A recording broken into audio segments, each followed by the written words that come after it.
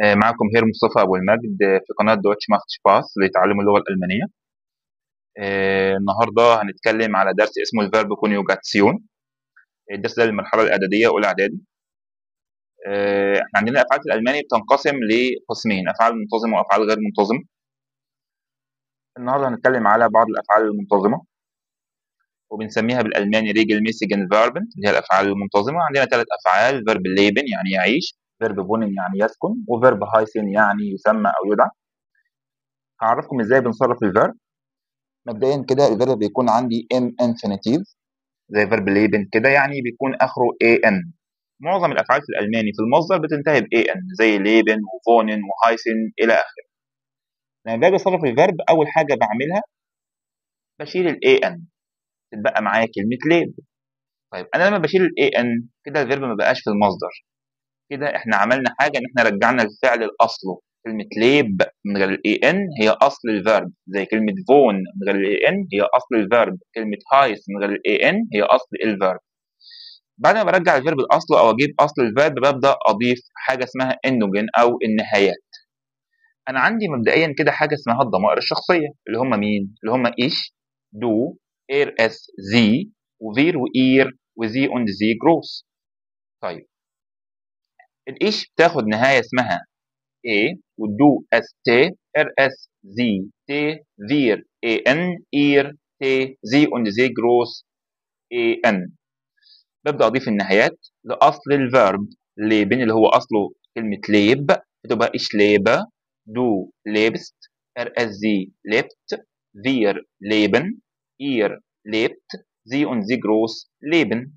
وكذلك الامر مع فيرب فونن، ich wohne, du wohnst, sie wohnt, wir wohnen, ihr wohnt, sie und sie groß wohnen.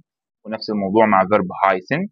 Ich heiße, du heißt, sie heißt, wir heißen, ihr heißt, sie und sie groß heißen.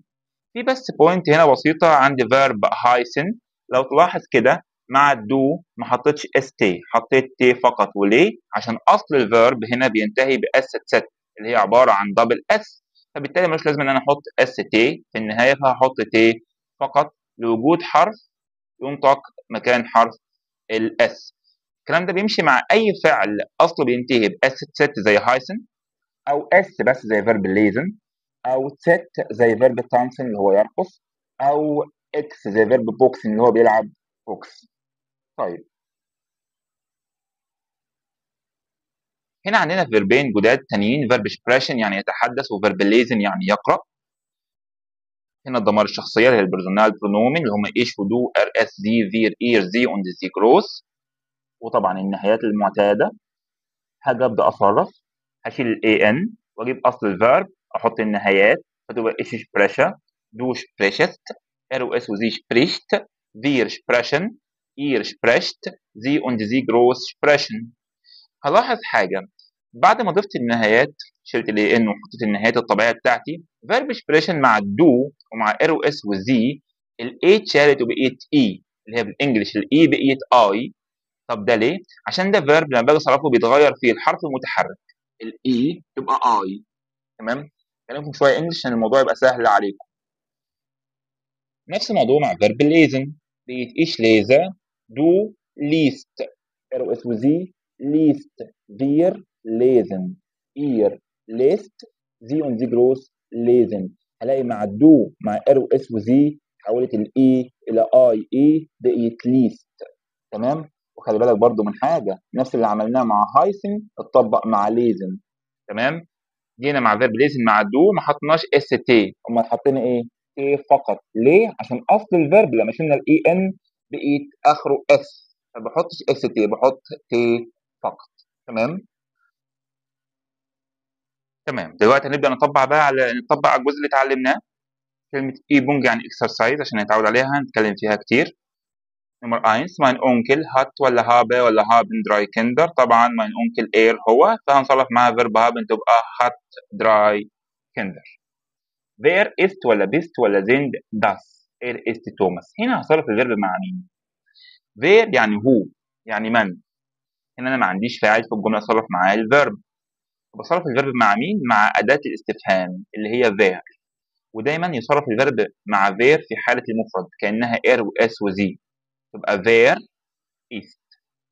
ich möchte ولا möchtet ولا möchten Fußball spielen؟ طبعا ich möchte، أنا أريد أن ألعب كرة قدم. Peter hat haben in Chemie eine 5، طبعا hat.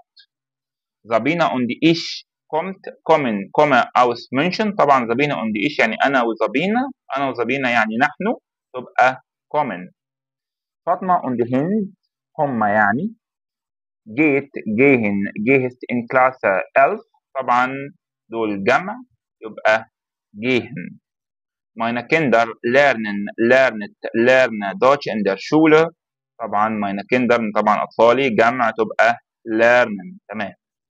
Wo lebst deine Großeltern؟ in Wien.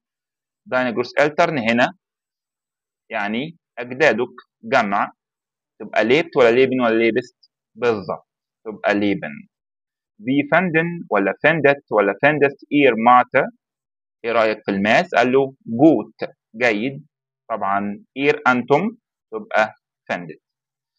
كده احنا خلصنا درس النهارده، اتمنى تكونوا استفدتوا حاجة ويكون الوقت مش ممل وممتع. اشوفكم على خير ان شاء الله مع هير مصطفى دوتش ماخت شباس.